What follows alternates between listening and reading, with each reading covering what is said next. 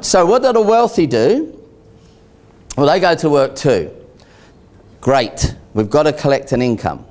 What they do is they save. Like everyone, instead of spending it, they invest it. And then what they do is they build a thing called an asset base so that they can retire wealthy one day with loads of money. Now, you didn't need to come here tonight. You could have watched Family Food Fight because you already knew that, right? But what I wanted to do is I wanted to concentrate on the word asset. We've just understood that certain assets aren't really assets. Like a car isn't an asset, your furniture isn't an asset. Why do they, when you fill out a loan application form, ask you what your furniture's worth? Why do they do that? And you proudly go, well, my fridge is worth $2,000 and that TV costs $12,000. You ain't going to get it in a garage sale, are you? So it ain't worth it. It just makes you feel better, I think.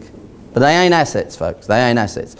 What do the wealthy consider assets? So, like maybe some of you, I've read up on what the wealthy do. Not how they make their money, that's interesting too. But what do they do with the money they make? Yeah? What do they do? So I found this little book. And I'm going to share some tips out of this book because this bloke is a multi-millionaire and he learnt from another multi-millionaire, right? So they must be worth listening to because they've got more money than I have. But one of the things he did was describe his take on what an asset is. This book's called Rich Dad, Poor Dad. Has anyone read it? Yeah, a couple of you? Or don't we put our hand up in Newcastle? Did you not put your deodorant on? You've got to not worry about stuff like that. It's written by a guy called Robert Kiyosaki. Robert Kiyosaki had the benefit of learning from a rich dad and a poor dad. His own father was the head of a university. Head of a university, very clever guy, right? Really smart guy, has to be. Head of a university, he was on a six-figure income, right? So, clever guy, earning loads of money. Robert Kiyosaki's dad did that, right? And he was the poor dad. You know why he was the poor dad? Don't let circumstances or what you see with people kid you, because lots of people with big houses have bigger and better debts than you, bigger and better mortgages, yeah? They drive flash cars, but they have bigger and better loans on those cars. They go to bigger and better restaurants, they buy bigger and better clothes, they have bigger and better holidays, their kids go to bigger and better schools with bigger and better school fees. That does not make them rich, does it? It means they've got a fantastic lifestyle, but if they don't protect it, that lifestyle is going to come crashing down. Really hard. A mate of mine bought a 180 grand Mercedes because his business was doing well. 18 months later his business wasn't doing well and he had to sell the Mercedes. Obviously he took a lease out on the whole thing. He sold the Mercedes for less than 100 grand.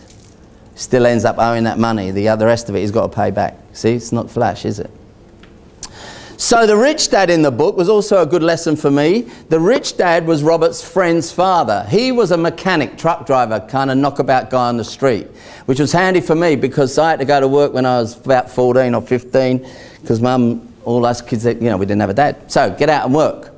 So I never had a proper education. And I was a plumber's mate. I wasn't even an apprentice plumber because I couldn't afford the low wages. I had to get as much as I could.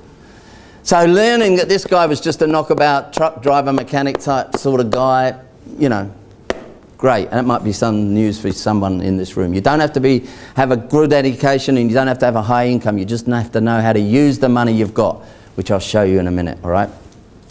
So Robert says to the rich guy, how'd you do it? So he says, and I really loved this when I read it, he said, look, I don't care whether you're a butcher, baker, candlestick maker, I don't care how you make your money, whether you're employed or self-employed, that doesn't mean anything. You're generating an income. It's what you do with the income you generate. So what you should do with the income you generate is start a business. The business is called your asset base. You don't have any staff, it's not a business, you understand, yeah? It's not like a shop or something. You've just got this going on behind the scenes. You get your money that you're making. You take some of that money first and you invest it and then you spend what's left. What do most people do? They get their wages, they spend, and if there's anything left, then they'll save a bit, won't they? What happens at the end of most weeks or months? There's none left. Oh, we won't save then this week, we'll save next week. Ever done that? No. Yeah, of course you have. I have. So he says that's what you should do. You should go to work, get as much of your money as you can out of that and start building a business called your assets. I like that concept. So what we're going to do is we're going to look at the SMART. I'm going to teach you some SMARTs. And Safeway, of building this business, stockpiling your assets, yeah?